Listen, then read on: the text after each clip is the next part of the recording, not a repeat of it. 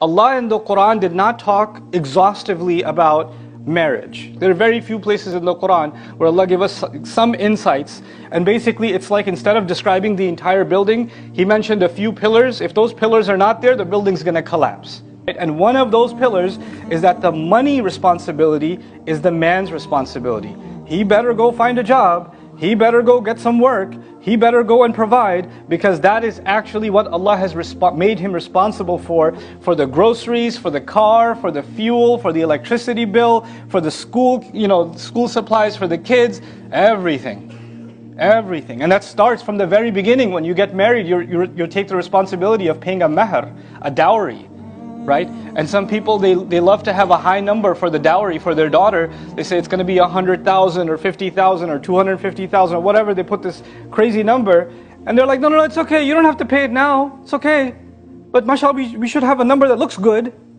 And then people are married for 20 years and the guy hasn't paid his dowry. That's ridiculous. Because this is a condition of making a marriage valid. And a husband isn't even allowed to say to his wife, hey, by the way, can you give me a discount?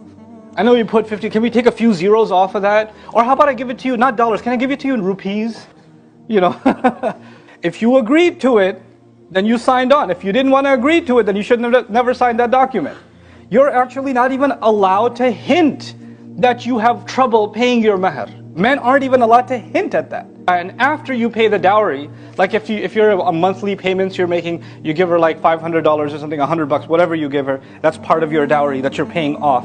And you pay her and you're like, fine, here's your monthly, this week was really tough. You can't make none of those comments. And if she takes those $100 from you, and then she takes out a dollar bill and says, here, go get yourself some ice cream.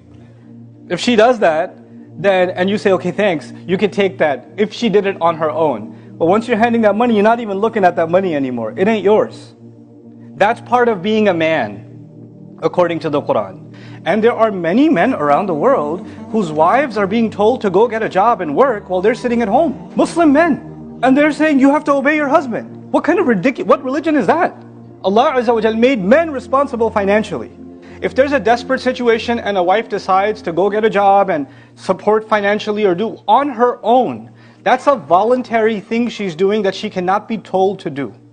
And if she does that, if she does get a job, if she does have a business, if her father left behind some stores or some property in her name, and you're like, hey, can we get some of that too? Because I'm your family. No, that's her money. You can't touch it. Allah made this equation in which she has a financial advantage, meaning your money is basically hers, and her money is hers.